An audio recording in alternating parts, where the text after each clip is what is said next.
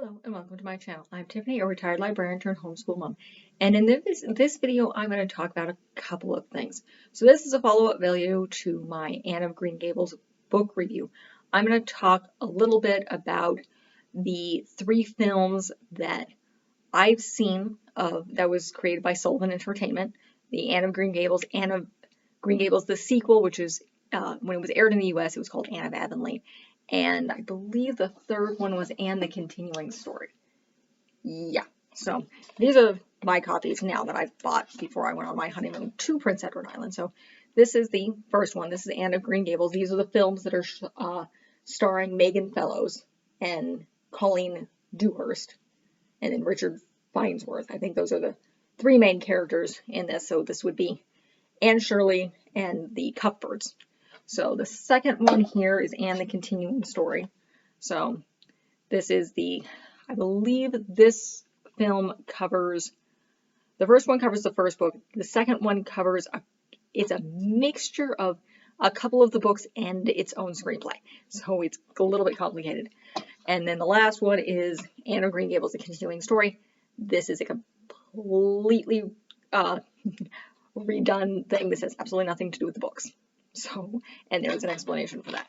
So, before I talk about the films here, I'm going to talk about how I was introduced to this world. I actually did not read the books until relatively recently, particularly to do a review, and just because I've never had a chance to read them.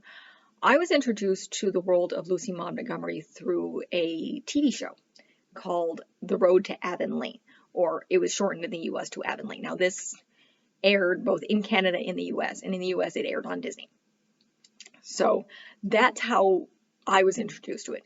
Now the Road to Avonlea actually follows, at least for the first 5 seasons, it follows the life of Sarah Stanley, who was featured in some of the short stories by Lucy Maud Montgomery. So she wasn't completely made up, and some of the episodes in the book do come from Montgomery's short stories, though they are moved from their location, from what I can understand, various locations on Prince Edward Island to Avonlea to kind of fit into this narrative.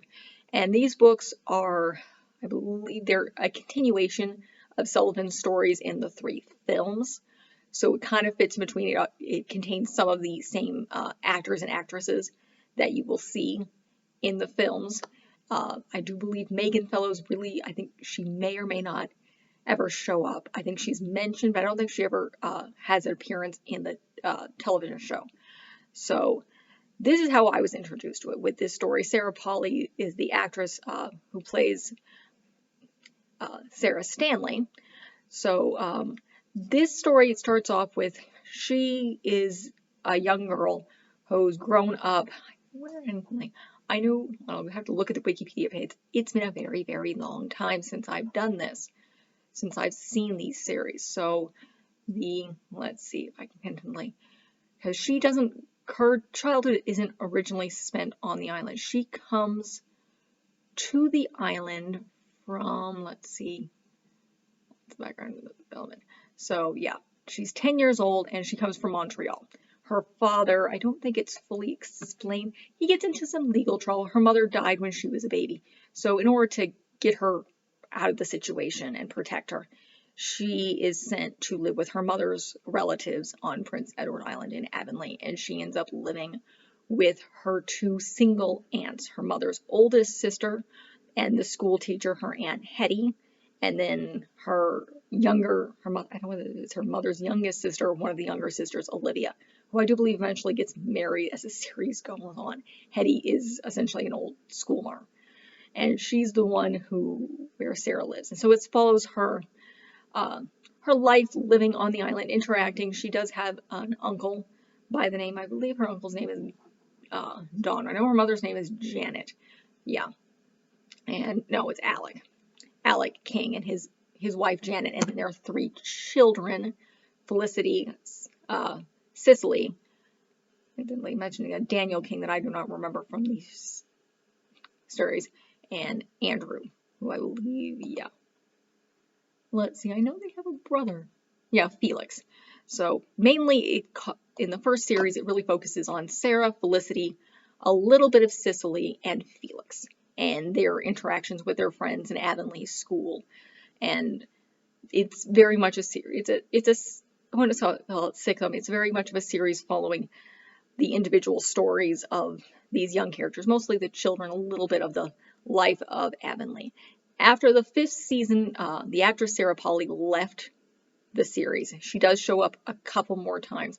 I believe the reason they give for it is her nanny comes back, because she originally arrives there with a nanny, and she goes off with her Aunt Hetty and the nanny to tour Europe.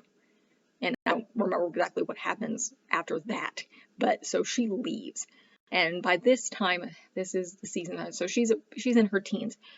A lot of the stories you follow the other 3 king children. Mentally wonder, a lot of this is coming from memory. I know Cicely ends up being sent to a sanitarium for a while because she gets sick. I don't know if she has tuberculosis or what, because she does come back better, which you don't with tuberculosis. Not at that time period. Pretty much everybody died at some point.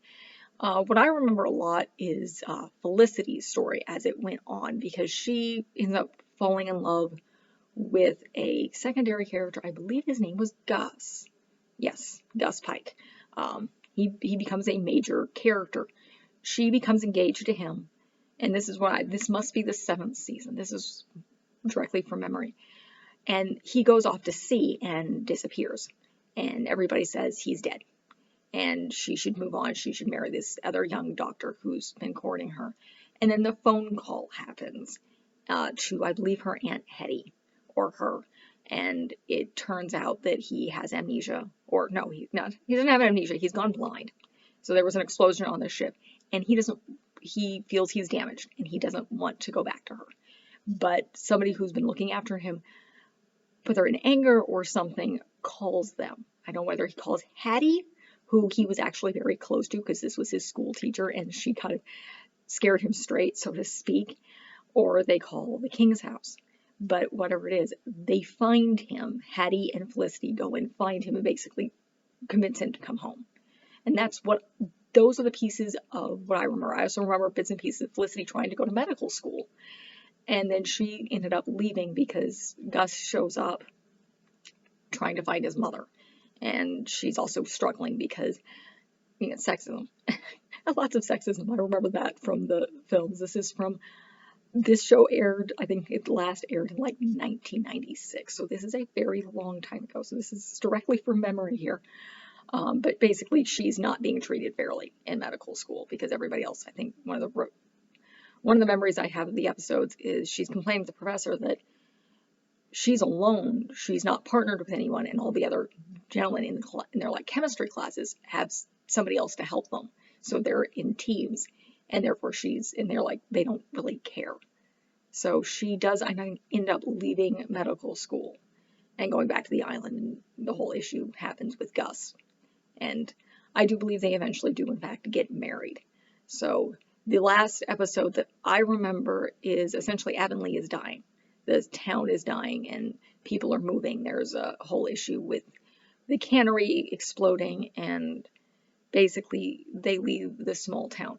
Now, I actually made a mistake in my book review. I'll recover that. The town that Avonlea is based on is not New Glasgow. It's Covent, I believe. It's and now I'm messing it up again. It is not New Glasgow. That's where we stayed. I believe the town is, and now I can't remember. Oh, let's see if I can find out the information here for the book. Let's see if I can find the book here. Here we go. Wikipedia page of, easier thing. But it was not New Glasgow. It was, Avonlea was based on the town of, I believe, I keep saying Coventry, but that's England, wrong place. Let's see what it is here. And of course I can't find it. Let's do a quick thing for Wikipedia here and see if I can, there we go. Let's just link on Montgomery's page here, and here we go. So let's see if I can click on the actual book rather than Montgomery's life here. Cavendish, there we go. Cavendish, that's where it was based. That's where the Avonlea is based on, Cavendish. So that is, and I think I knew Glasgow is near there.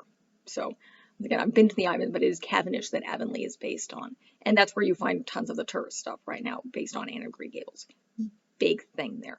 But that was the Road to Avonlea, which is loosely based on various short stories that Montgomery wrote that happened on the island. So that's what I remember. I will link, you can access the TV show, I think, through Sullivan Entertainment. You might be able to find it streaming a few other places. It's worth a watch if you can find it. It's a very episodic.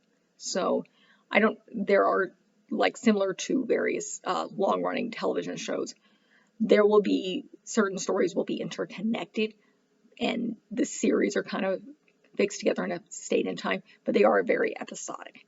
So the next thing I want to talk about is actually the films. Now, these were written and designed by the same person, the Sullivan Entertainment, I believe. What is the guy's name here? These guys, where is it? There we go. Kevin Sullivan. So the Canadian Broadcast Corporation. So the Anne of Green Gables was a made-for-TV movie. I think it looked like it was theatrically released in Iran, Israel, Europe, and of course Japan. Yeah, Anne of Green Gables is mentioned in my other review. Very, very big in Japan. They have a whole cult following there.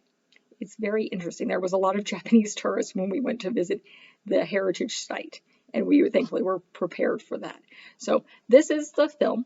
This is the first one. This actually does follow the story of Anne Shirley, the first book, Anne of Green Gables, very well, where you have Anne Shirley, who's an orphan coming from Nova Scotia accidentally, and ends up living with Marilla and Matthew Cuthbert, who were actually looking for a boy to help on their farm. But somehow her dreaminess and her friendliness melt Matthew Cuthbert's heart. He's a very soft soul, and he kind of falls in love with her. Not in the I want to be grandfatherly to this child way. And Marilla kind of does the same way. When she hears Anne's story and how she was orphaned by her parents, both of them died, and she's ended up taking care of other people's children most of her life before she ended up at the sanitarium in Nova Scotia. So, and then she feels like it's either stay with them or basically continue her life as taking care of other people's children. And Anne is 12, I believe, at the start of these books. So she's spent her entire life helping other people, basically being a nanny and a maid her entire life. So Marilla feels bad for her and chooses to take her on. And they're very happy with that. It follows her life going to school and pretty much being able to live a normal childhood for the first time in her life. She ends up the book ends with her graduating from Teachers College. So she is now certified to teach, which I believe is just a 2-year program. Again, this is the turn of the century, so it's a little bit easier. And not to mention they're teaching a lot simpler stuff at the time. Unfortunately, Matthew Cuthbert, both in the film and the book, he does in fact die. I think there's a few differences, but it's been a long time since I've even had time to see the film. So, but however, this one does stick pretty close to the original book. So I'll look at this second one, Anne of Green Gables, the sequel. So I'll bring that here. So that's this film. I actually got the box set. So very abundantly, I enjoy these films. As much as I enjoyed the TV show, I do enjoy these films. So the Anne of Green Gables, the sequel, or as Anne of Avonlea, that's how I originally saw it, I believe. That's what it was when it was shown in the U.S. That's what it was called. So now this one, it covers a couple. Anne of Avonlea is, it looks like it covers Anne of the Avonlea, Anne of the Island, and Anne of the Windy Poplars, which is kind of interesting. So if you saw my review, Anne of Avonlea covers a period of times in Anne's life where she's taking correspondence courses for college and teaching at Avonlea School. She was able to trade teaching with Avonlea School with Gilbert Bly, who eventually becomes her husband, because she was originally assigned to teach in Cavendish, I believe. So that was a different part of the island. So they trade. He goes and teaches in Cavendish while he's earning money to go to medical school. So, and that's kind of how they played in the film. I'm not sure. I think that's similar to what he's doing in the book, Anne of Avonlea. So that's really what that book covers, and this is the beginning of this film. So it covers that, where she's teaching and kind of growing up. Now, where it majorly diverges, Anne of the Island in the film is when Anne Shirley goes to, I believe, Nova Scotia, or where they send her. She goes to college. Now, in the film, she's teaching. She's going off and dealing with various hierarchies at this school as a teacher. In the book itself, she does go to college. She goes and gets her English degree. I believe she spends 2 years getting her, 2 or 3 years getting her English degree. Gilbert is there. There's a lot of talking of courting. There is a back and forth. She does go home to Avonlea during this time period, so you do see a little bit of people changing. One of the main characters in the first book, Ruby something, I can't remember the last name. In the book, she dies of tuberculosis. I do not believe she's brought up in the film. Again, it's been a while. But that differs. So in the book, she's in college. In the film, she's teaching. Now, in Anne of the Windy Poplars, which was a book that was published later. It fits in between, what is it? Anne of Avonlea and what the next book normally in the series, I believe, is Anne's House of Dreams, which is where she gets married to Gilbert, and they move where she becomes a doctor's wife during that book. So Anne of the Windy Poplars was kind of written later, back in, let's see, I can get it to pop up here. Yeah, it was published in 1936. So that was much later than the other books. So that is, and kind of differs. So she's a principal in that book, where she's on Prince Edward Island, where she's teaching there. And I think it takes bits and pieces from that. So that's how the film very much differs. So in the book, she's going to college, and then she becomes a doctor's wife. In the film, she's doing this teaching, and there is interaction with Gilbert Bly. One of the things they do keep the same is he does get sick, and then she realizes how much she loves him, and he proposes. Big difference is, in the films, he's supposed to be engaged and cuts off an engagement. In the book, that doesn't happen. She does see him, and it is rumored that he's engaged to this girl, but when she comes to visit him after he's had scarlet fever, he says, I was escorting a sister's friend. That's, or a friend's sister, in Nova Scotia. I don't know whether she was taking classes or something. I believe she was, in fact, engaged to somebody else. And she knew that. He knew that. Their entire families knew that. But for some reason, there was rumored that he was going to marry this girl. So in the films, they say that's what's actually happening. In the book, it's no. It's like he wasn't, like, no, we were never engaged. I wasn't courting her. It was very friendly. I was just acting as an escort for her when she was in town going to, I believe, King's College is the name of it. In the book, it's not. It takes place in a different fictional town. I believe in the film it does, whether it might say it's Nova Scotia or not. It's based on a school in Nova Scotia. So that's kind of where it very much differs.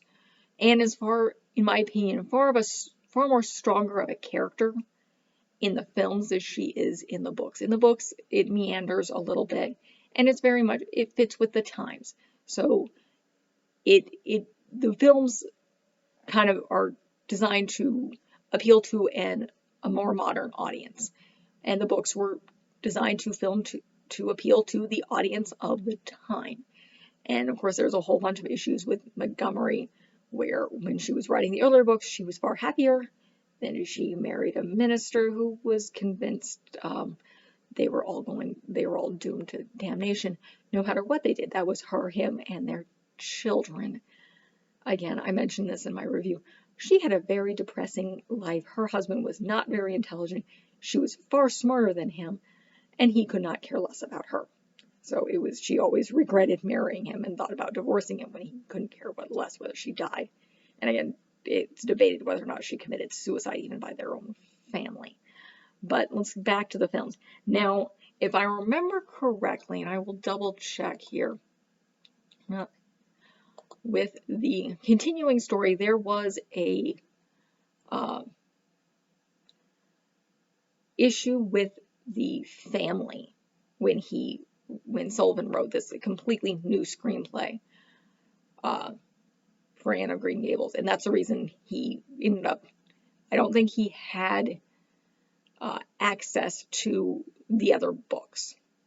So what this story tells, and I do enjoy it. Let's see, here we go. Here it is.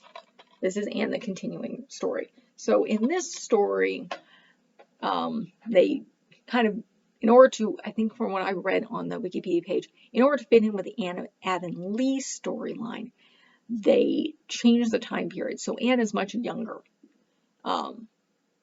when the story, or not, she's not younger when the story starts, but she's much younger when World War I hits. Now in the books, she's a mother with several adult children. In the film, she's younger, and it's Gilbert who goes off to the war rather than their three sons.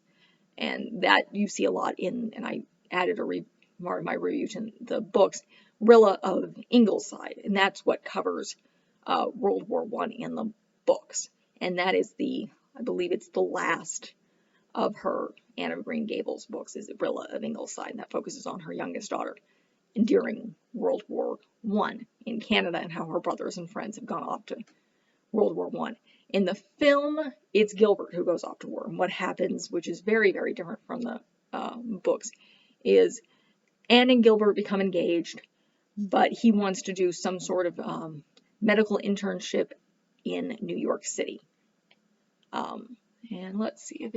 So tell me what, it's a very famous hospital in New York. So let's see, where was it? Let's see, going on down. All right, here it is, Bellevue. So this is completely different from the books. In the books, he becomes a country doctor. They get married, have a bunch of kids, he becomes a country doctor. So they go off to New York together, where she gets a job at a publishing house trying to become a writer, gets her work stolen by this guy by the name of Jack, who does become important later in the story. Gilbert becomes disillusioned, so they go home. By this time, Marilla has died, which of course isn't true in the book. She's alive through the birth of most of Anne's children. She is mentioned being there when Anne gives birth to not all of her children. So they go back to Avonlea. The war is far more prevalent when they get back to Canada, because the U.S. didn't enter until a little bit later. So by the time they get there, everybody's going off to war. So Gilbert ends up going off to war, and then he disappears, or Anne stops hearing from him. So she signs up with the Red Cross and follows him. Again, completely different from the book. She's trying to find him throughout the story. That's the main plot. She runs into Jack, who has a girlfriend and a child. He's acting as a spy. He asks her to take care of his wife, his girlfriend, and their child, and keep them safe while he goes off and works. The woman ends up dying. Anne takes on a little boy by the name of Dominic and finds Diana's husband, Eric, who ends up losing an arm. She's originally supposed to send Dominic back to Avonlea with him, but he ends up going back alone. She ends up leaving Dominic with Jack's aunt, and then runs into some players who are trying to entertain the troops, and tries to find Gilbert. She does find Gilbert. The war ends. They go back to Avonlea, eventually through some sort of context find Dominic and adopt him and bring him to the island. And then the story kind of leans more toward where the books would go, where Gilbert becomes a country doctor. Now, I enjoy these films. The Road to Avonlea was where I was introduced to The world of Prince Edward Island made me fall in love with the place. Reason I wanted to go there on my honeymoon. We did not spend enough time there. I badly want to go back with my children eventually. My husband, not so keen on that. It was a little too tame for him. So he's not the relaxing type. He wants to see things. But I do intend to take my kids back there. My husband can go play in a Scrabble tournament. So, but this is a long time off. So, but the films are how I actually was also first introduced to the Anne of Green Gables story. So this is how I knew it in a far more of a modern sense, because the films were definitely geared toward a more modern audience. Now, in my personal opinion, I believe that Montgomery probably would have enjoyed the Anne of the films a little bit more. She's far more forward. She's far of a stronger woman than Anne Shirley in the books, who just, I mean, she gets her English degree, doesn't really do much with it, and essentially just becomes a mother and doctor's wife in Ingleside, which is where she ends up raising her family. Rather than Avonlea, she does move to Ingleside. That's in Anne's House of Dreams. So that's kind of a look at it. There is a fourth film that I have actually never seen, and before doing this review, had never even heard of. And that was Anne of Green Gables: A New Beginning. So this actually didn't come out until 2008. The continuing story apparently came out in 2000. So this was, let's see, which is a little strange, probably to do with, yeah. Let's see, yeah.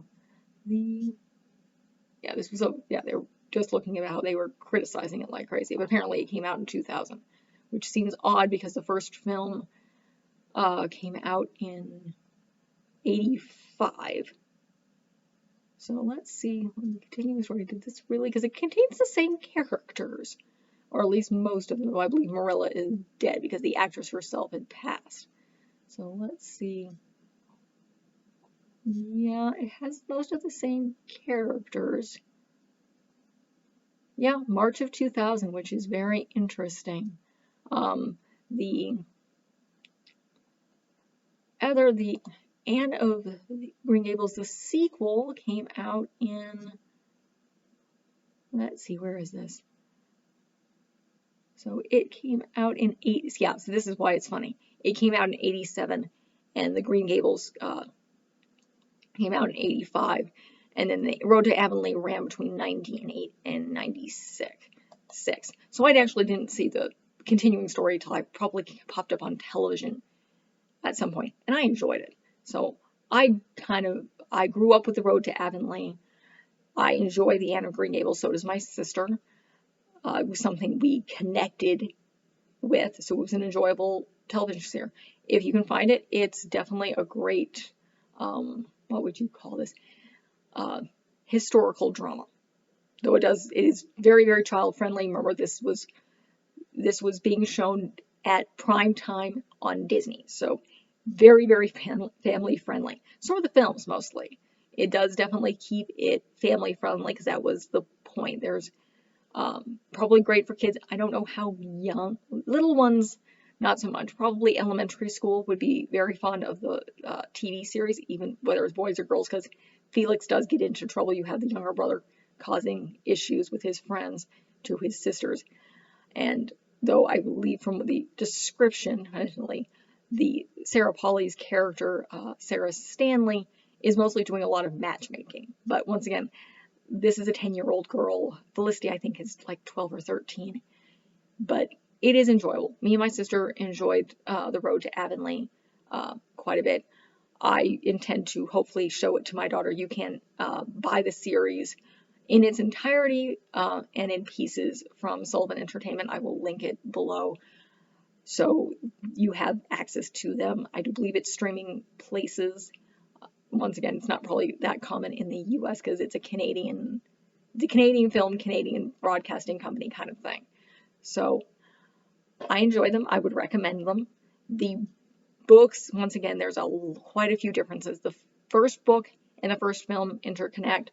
The second book and the kind of in between, the second, third, and fourth book, at least in time order, kind of fit with the second film.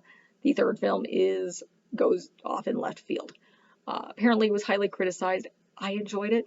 I mean, I can only give my own opinion. I bought the box set, which was like 30, 40 bucks.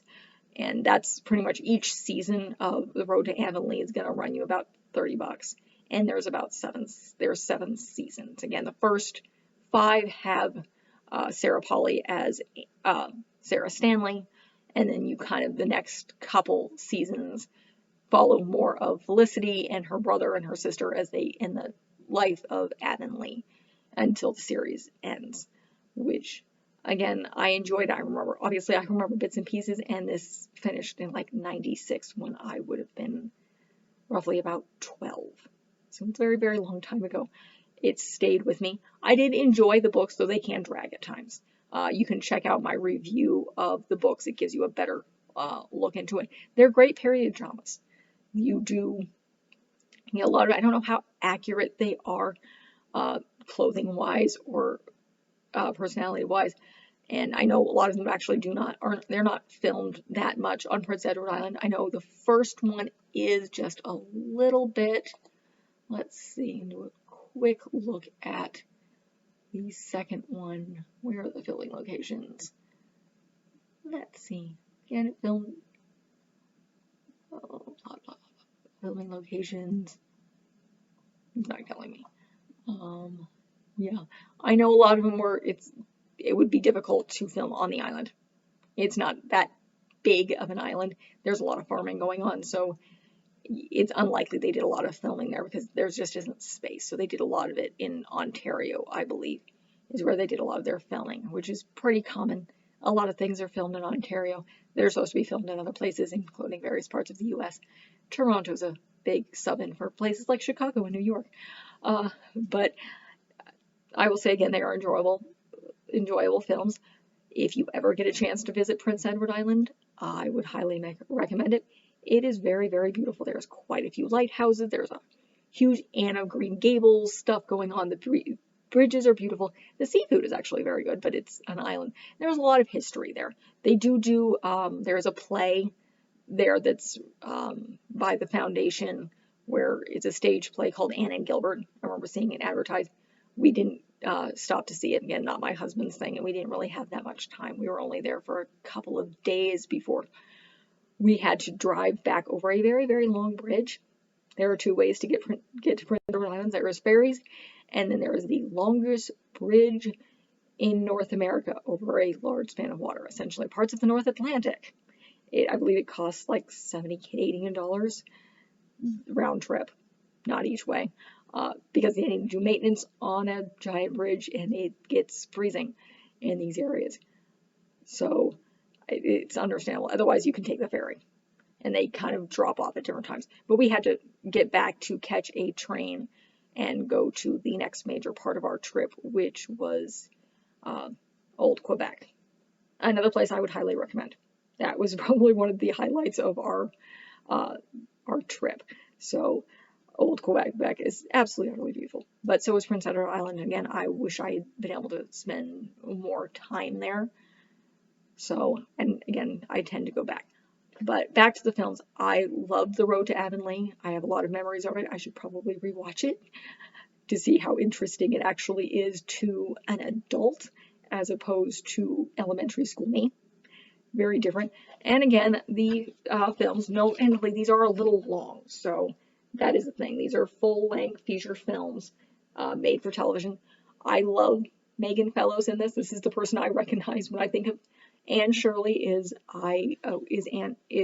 Megan Fellows, a fantastic actress. I believe her best friend Diana Barry is played by Katharine Hepburn's granddaughter. At least what I read. So a great cast. They're fantastic, fun family films, particularly if your kids kind of like the period dramas and you're looking for something more child appropriate than what you're going to find on TV sometimes nowadays. So great films. Great books for the certain demographic. TV show's fantastic as well from what I can remember. Again, haven't seen it since I was a kid. Probably should rewatch it when I have time. But again, toddler. It will be a while before I get a hold of that. So that is it for this review. If you like what you see, don't mind my rambling, like and subscribe. Thank you.